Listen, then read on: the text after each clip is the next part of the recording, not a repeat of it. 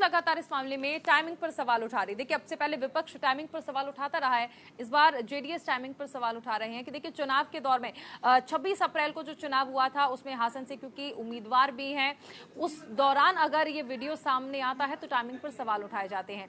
लेकिन जिस तरह हमने जिक्र किया कि बीजेपी इस मामले में बैकफुट पर नजर आ रही है, क्योंकि बीजेपी और जेडीएस का गठबंधन है और ऐसे में बीजेपी का कहना है कि ना तो वो एसआईटी का गठन जो हुआ है उस पर कोई सवाल करेंगे और ना ही उस पर कोई कमेंट करेंगे कि ठीक है जो भी है आप जांच करिए और जैसा भी सामने आएगा उस पर आगे से काम किया जाएगा। लेकिन इस बीच ये जरूर कहा जा रहा है कि इस मामले ने मुसीबतें जरूर खड़ी करती हैं। प्रज्वल की जाहिर सी बात है कि जेडीएस टाइमिंग पर लेकर सवाल खड़े करी है, तमाम जो विपक्षी हैं वो ईडी जब कार्रवाई करती है तब खड़े करी है टाइमिंग पे सवाल।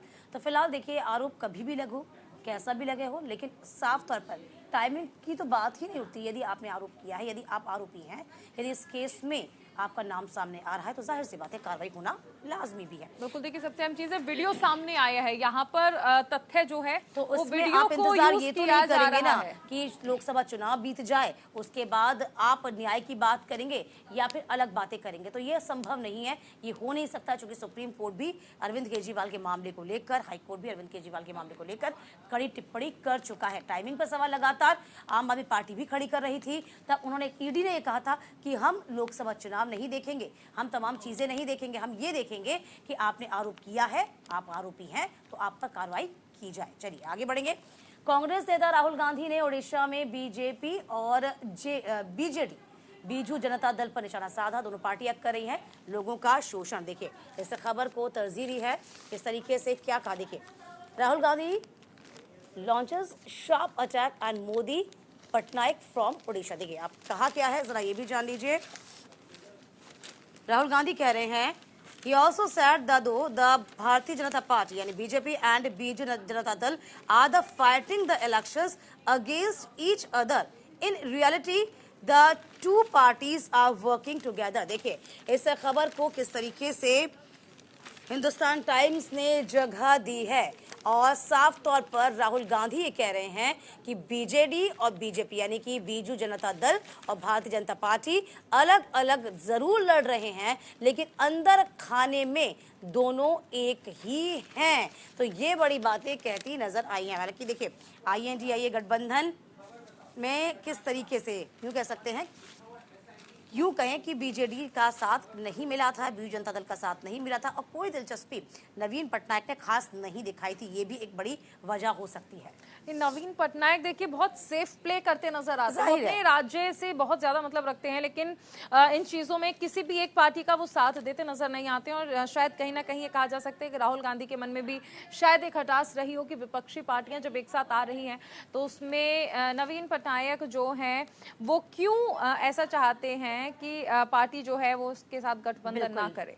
अब देखिए ये भी सामने आ रहा है, यदि राहुल दोनों को एक साथ दिखा देंगे, बता देंगे कि बीजेडी और बीजेपी एक है, तो क्या इसका फायदा INDIA को हो जाएगा, ये देखने वाली बात होगी। देखिए हाँ ये बड़ी बात आपको बता दें, बीजेपी और KCR को एक साथ दिखा दिया था तो इसका फायदा कहीं ना कहीं तेलंगाना में हुआ था।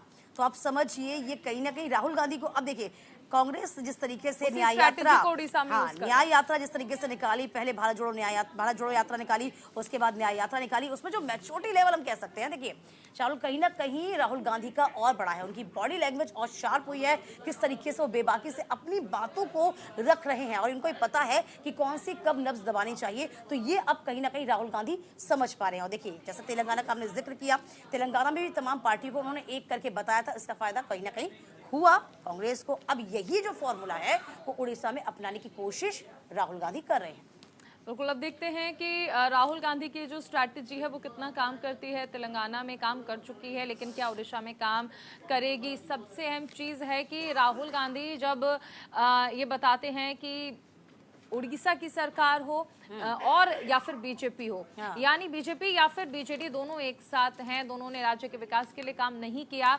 अब इस फॉर्मूले पर जब वो आगे बढ़ते हैं तो तेलंगाना में तो ये फॉर्मूला काम कर जाता है, लेकिन क्या ये उड़ीसा में काम करेगा। और खासकर लोकसभा चुनाव में ये दिखाना कि नवीन पटनायक जो हैं उन्होंने भारतीय जनता पार्टी का साथ दिया है और दोनों ही पार्टियां जो हैं वो एक साथ काम कर रही हैं, तो क्या इसका प्रभाव जनता के मन में हो पाएगा। बिल्कुल, देखिए राहुल गांधी ने क्या कहा, जरा ये भी एक बार अपने तमाम दर्शकों को बता देते हैं।